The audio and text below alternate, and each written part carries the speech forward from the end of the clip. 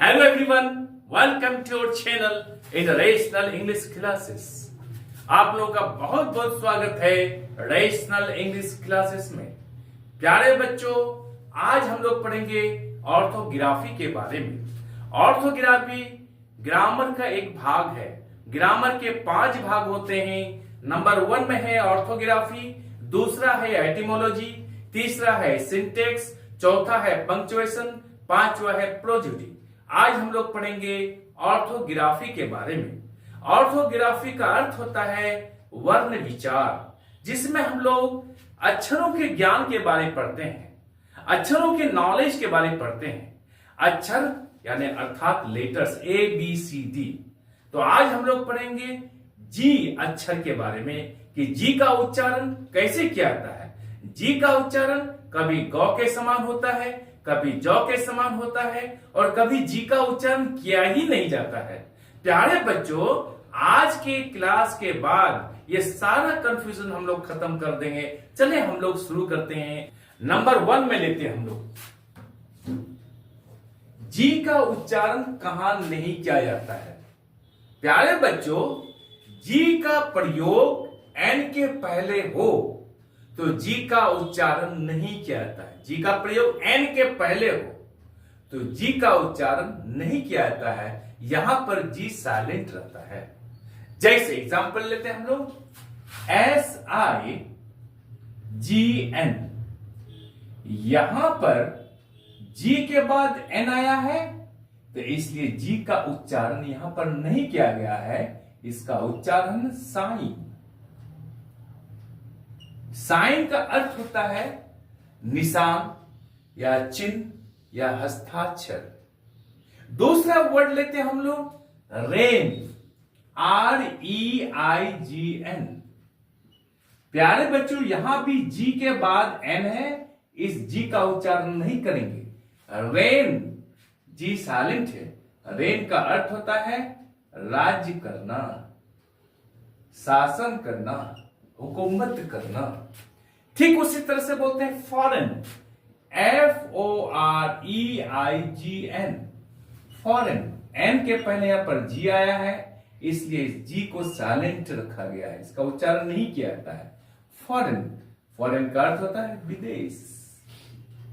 प्यारे बच्चों, I hope ये कंसेप्ट समझ गए होंगे क्या कि जी का प्रयोग एन के पहले हो तो जी का उच्चारण नहीं किया जाता है। अब हम लोग पढ़ेंगे जी का प्रयोग कब जौ के समान होता है, कब गौ के समान होता है। नंबर दूसरा कंसेप्ट लेते हैं हम लोग। जी जब EIY अक्षरों में से किसी के पहले हो, किसके पहले, EIY अक्षरों में से किसी के पहले हो तो जी का उच्चारण जौ के समान होता है।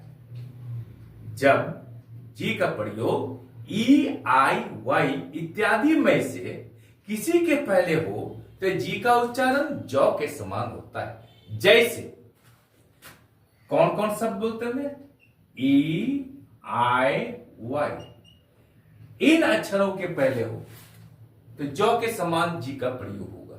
जैसे यहां पर हम लोग ई को लेते हैं, GEM, जेम, या ई के पहले जी का प्रयोग किया गया है।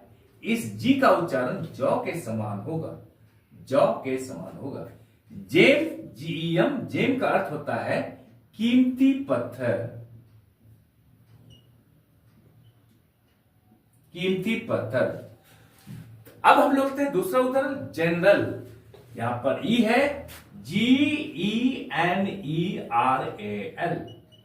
GE है, जी के बाद ई है, इसलिए जी का उच्चारण जौ के समान हुआ है। इसको पढ़ेंगे जनरल।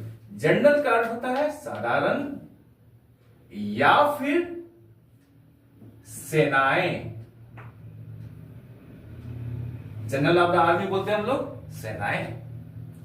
अब हम लोग नेक्स्ट एग्जांपल लेते हैं। आई अगर हो, जैसे GINGER,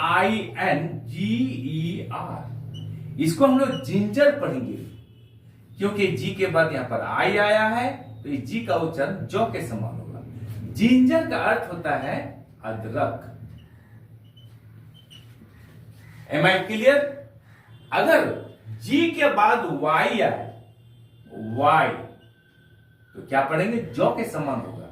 जैसे जिम्नास्टिक, GYMNASTICS, जिम्नास्टिक्स।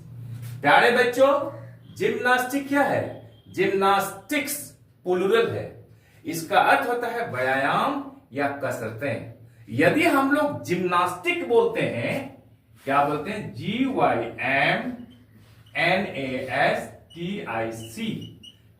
जिम्नास्टिक। ये क्या हो गया? ये एडजेक्टिव हो गया, एडजेक्टिव हो गया। ये जिम्नास्टिक एडजेक्टिव है और जिम्नास्टिक्स प्लूरल नाउन है। जिम्नास्टिक का अर्थ होता है शारीरिक व्यायाम से संबंधित। Am I clear? तो हम लोग पढ़ेंगे क्या? जी के बाद अगर वाई हो, आई हो, ई हो, तो जी का उच्चारण जौ के समान होता है। Am I clear? अब प्यारे बच्चों, हम लोग तीसरा कंसेप्ट लेते हैं कि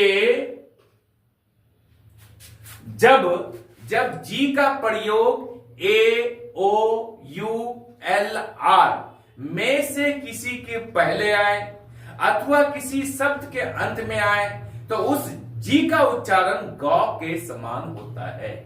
अब हम लोग उदाहरण के द्वारा समझते हैं। जैसे क्या बोलते हैं? एल लेते हैं, ओ लेते हैं, यू लेते हैं, एल लेते हैं, आर लेते हैं। जैसे हम लोग क्या बोलेंगे? जैसे कि उदाहरण करते हैं, गेन, GAIN, GAIN। अगर जी के बाद ये जो अक्षर है इनमें से कोई भी रहे, तो उसका उच्चारण क्या होता है? गौ के समान होता है। तो जी के बाद यहां पर ए है, इसलिए यहां पर जी का उच्चारण गौ के समान हुआ है। गेन का अर्थ होता है प्राप्त करना या फिर लाभ, लाभ या फिर प्राप्त करना। प्यारे बच्चों, अब ओ से लेते हैं हम लोग। जैसे GO, गो। यहां पर क्या? ओ के पहले जी है, इसलिए इस जी का उच्चारण गौ के समान होगा। गौ का अर्थ होता है जाना। यू को लेते हैं हम लोग, GUM, गम। गम का अर्थ होता है गोंद। यहां पर जी के बाद यू है या यू के बाद यहां पर पहले क्या है? जी का प्रयोग हुआ है, इसलिए इस जी का उच्चारण गौ के समान हुआ है। इसका उच्चारण होगा गम। गम का अर्थ होता है गोंद। अब हम लोग प्यारे बच्चों एल को लेते हैं। जैसे GLASS, यहां पर जी के बाद एल का प्रयोग हुआ है, इसलिए जी का उच्चारण गौ के समान होगा। जैसे ग्लास, ग्लास का अर्थ होता है शीशा। समझ गए? अब हम लोग दूसरा एग्जांपल लेते हैं। क्या? आर वाला को लेते हैं। जैसे GRASS। प्यारे बच्चों, यहां पर जी के बाद आर का प्रयोग हुआ है, इसलिए जी का उच्चारण गौ के समान होगा। ग्रास, ग्रास का अर्थ होता है घास। ठीक उसी तरह से और भी एग्जांपल लेते हैं हम लोग। जैसे ग्रीन, GRAIN, यहां पर जी के बाद आर हुआ है, इसलिए जी का उच्चारण गौ के समान हुआ है। ग्रीन का अर्थ होता है अनाज। उसी तरह से ग्रीन, GREEN, जी के बाद आर का उच्चारण हुआ है, इस जी का उच्चारण गौ के समान होगा। ग्रीन का अर्थ होता है हरा। Am I clear? ये कंसेप्ट प्यारे बच्चों समझ गए होंगे। अब हमको ये पढ़ना है, यदि किसी शब्द के अंत में भी अगर जी का प्रयोग हो, तो वहां पर हम लोग उसका उच्चारण गौ के समान करेंगे। जैसे DOG, अंत में जी का यूज किया गया, प्रयोग किया गया है, इस जी का उच्चारण गौ के समान होगा। डॉग का अर्थ होता है कुत्ता। ठीक उसी तरह से हम लोग दूसरा एग्जांपल लेते हैं, फॉग। फॉग, यहां पर क्या है? FOG, यहां पर अंत में जी आया है, इस जी का उच्चारण गौ के समान होगा, इसलिए इसको हम फॉग पढ़ेंगे। इसका अर्थ होता है कुहासा। अब ये कंसेप्ट क्लियर। प्यारे बच्चों, अब हम लोग चौथा कंसेप्ट पढ़ते हैं। चौथा कंसेप्ट और आखिरी कंसेप्ट, जी के पहले यदि डी का प्रयोग हो तो वहां पर डी का उच्चारण नहीं किया जाता है, अर्थात डी साइलेंट रहता है। समझ गए? जी के पहले डी का प्रयोग हो तो वहां डी का उच्चारण नहीं किया जाता है, डी यहां पर साइलेंट रहता है। जैसे हम लोग लेते हैं BRIDGE, ब्रिज। यहां पर जी के पहले डी का प्रयोग हुआ है, ये डी का उच्चारण नहीं किया गया है। BRIDGE, ब्रिज का अर्थ होता है पुल। ठीक उसी तरह से दूसरा एग्जांपल लेते हैं प्यारे बच्चों, KNOWLEDGE, नॉलेज। यहां पर जी के पहले डी का प्रयोग किया गया है, डी का उच्चारण यहां पर नहीं होगा। नॉलेज, नॉलेज का अर्थ होता है ज्ञान। समझ गए? ठीक उसी तरह से हम लोग ले सकते हैं बहुत सा। एज, EDGE, एज, यहां पर डी साइलेंट होगा क्योंकि जी के पहले आया है, यहां डी का उच्चारण नहीं होगा। एज का अर्थ होता है किनारा या फिर छोर। प्यारे बच्चों, आप समझ गए होंगे। इसी तरह बहुत सा वर्ड है, जैसे बज है, जज है। जज हम लोग क्या करते हैं, डी यहां पर साइलेंट रहेगा, उसका उच्चारण नहीं किया जाएगा।